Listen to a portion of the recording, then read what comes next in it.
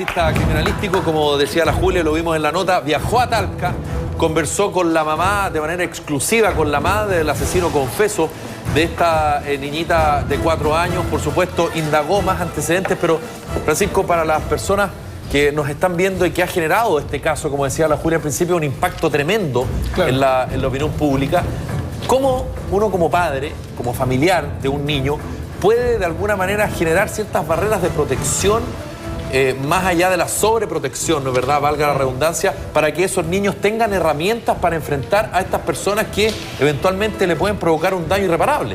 Claro, bueno, uno hay que entender primero, y toda la gente se pregunta, el por qué. ¿Por qué este individuo genera este acto tan horrible y tan reprochable por la sociedad?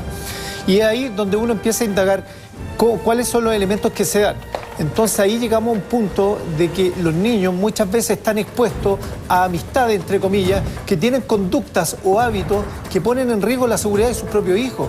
Entonces ahí la familia tiene que estar muy atenta respecto a qué. Claro, dicho de otra manera, el tipo o la mujer, da lo mismo, puede a ti no hacerte nada. Claro. Pero a tu niño lo estás exponiendo sin siquiera darte cuenta, porque también está dentro del mismo entorno. Claro. El exceso de confianza que se hablaba. Claro, por eso es importante que la gente sepa en la casa que las conductas de las personas sin consumo de alcohol, sin consumo de droga, es distinta a la que vemos comúnmente cuando compartimos un almuerzo.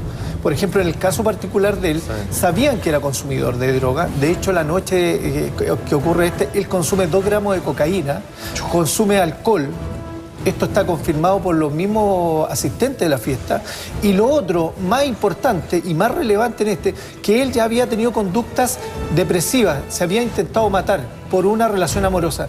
Entonces, cuando uno es padre de familia y tenemos alguna amistad que sufre de estos cuadros de consumo de alcohol excesivo, consumo de droga, y que sabemos que tiene conductas de carácter o tendencia suicida, no vamos a arriesgar a que la seguridad de nuestro hijo esté bajo su cautela. ¿Y la edad del cabro cuánto es? 21 años. Imagínate. 21 años. ¿Era cercano a la familia él? Muy cercano. O sea, se juntaba con la mamá de la pequeña. Claro, se criaron desde niños. Este es un relato que a mí me aporta la mamá del imputado, que también es un drama para ella el tener el hijo de esta naturaleza. O sea, entonces ahí empezamos a indagar un poco respecto al perfil, concurrimos al sitio del suceso y en el sitio del suceso encontramos elementos posteriores al trabajo de la policía que nos llamaron mucho la atención que no hayan sido retirados. ¿Cómo qué?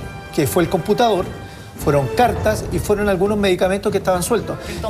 Claro, entonces cuando queremos dar respuesta al por qué lo hizo, lo primero que debemos descartar, Que nos gatilló, digamos. Claro, tienes tendencias pedófilas, tiene... Es que ese es el punto, porque tú dices, hay un consumo excesivo de alcohol, de droga, una tendencia al suicidio, pero hay mucha gente que así no necesariamente mata a una pequeña de 4 años, la secuestra y la viola. Sí, o sea, yo creo que el acto es demasiado macabro. Claro, no sé si tenemos tiempo como para hacer un desarrollo de la pizarra. Sí, por supuesto. Dale. Por el lado de allá, como siempre, ¿no? Encantado. Ahí.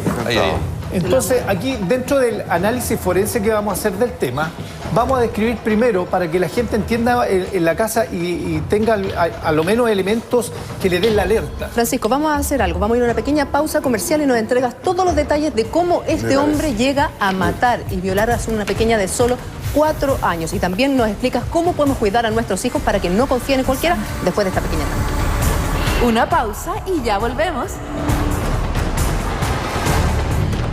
Con Francisco Pulgar, nuestro cientista criminalístico, acerca de este terrible caso ocurrido en Talca, acerca de ese joven de 21 años que secuestró, violó y mató a golpes a una pequeña de tan solo 4 años. Claro. Así. Bueno, para ayudar a la gente en la casa a poder detectar ciertos riesgos respecto a aquellas personas que conviven o comparten con ustedes, cuando nosotros conocemos a alguien desde la niñez, tenemos que saber un poco del desarrollo de la niñez de la persona. Por ejemplo, si fue un niño agredido, si fue abusado sexualmente, que eso genera ciertas patologías en la adultez. Entonces también atender un poco al grupo familiar. Familia de origen. De origen, justamente el padre, la madre, cómo se desarrolla, si él fue un niño castigado, si fue un niño al cual le exigieron mucho dentro de su niñez y no tuvo un pasar grato. Ello va generando ciertas patologías, no en todos los casos se da, pero vamos a avanzar. El círculo de amigos. Aquí esto es muy importante porque el círculo de amigos generalmente marca tendencia y personalidad en cada uno de los individuos. Por tanto, aquellos que son malas influencias, por eso siempre la madre en la casa nos dice, no quiero que salgas con Juanito. ¿Por qué? Porque es una mala influencia para ti. ¿Por qué? Porque están más desarrollados algunos niños en cuanto al consumo de alcohol, droga, y empieza la experimentación hasta que se generan de cierta manera algún tipo de dependencia. Porque al final el entorno es el estímulo para el niño, para gatillar sus potencialidades internas. Justamente. Entonces, tenemos la exposición a maltrato y también abusos sexuales. Si nosotros hacemos toda esta sumatoria, cuando hay abuso, cuando hay maltrato, cuando tenemos estas malas amistades, genera ciertas patologías que se pueden ver agravadas a través del consumo de alcohol y drogas, porque esto va a generar un trastorno, a través del consumo de medicamentos, como es en el caso de este muchacho, del imputado. ¿Por qué? Porque él consumía alprazolam. Y el alprazolam, dentro de los efectos secundarios, se genera una distorsión, una alteración con el tema del tema sexual. Entonces te puede generar algunas patologías. ¿Una perversión es lo que genera? Justamente. ¿Como una desviación?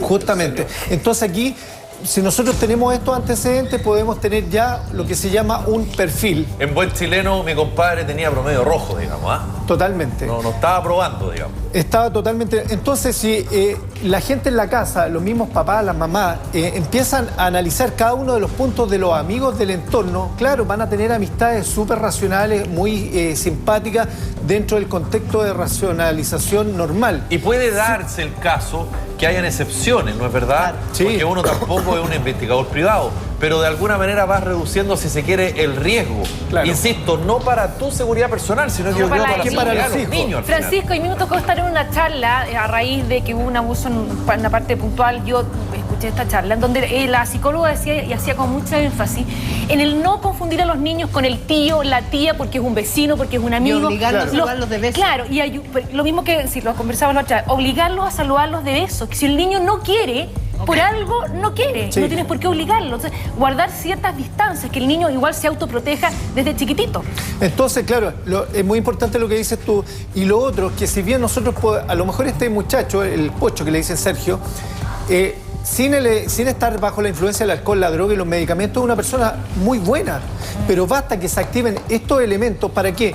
Para que genere un perfil totalmente distorsionado de la realidad y genere otros temas. Entonces, él también tenía un perfil homicida. Respecto a la víctima, atender al círculo familiar, el desarrollo con los pares en el jardín infantil y la alerta.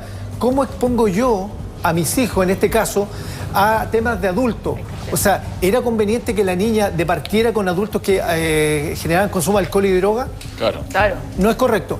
Entonces, y lo otro, para terminar, respecto al sitio del suceso, la evidencia, el análisis del medio, el acreditar o descartar la hipótesis que se genera, y lo más importante que pasó en este caso, y a mí me llama, no me llama la atención, ya ha pasado en otro, que la policía que trabajó el sitio del suceso no se llevó evidencia clave, que fue el computador, las cartas y las pastillas. Y las pastillas. ¿Para qué? Para tener un perfil del agresor y responder el por qué. Entonces, esto, afortunadamente, ayer cuando salió en un medio de comunicación regional, se dio la alerta y la policía ya fue a retirar estos elementos. Francisco, muchísimas gracias por habernos explicado este tremendo caso. Ya sabemos a tener ojo con quiénes son los que frecuentan nuestra casa, nuestros amigos y sobre todo quienes tienen contacto con nuestros pequeños. Gracias, Francisco.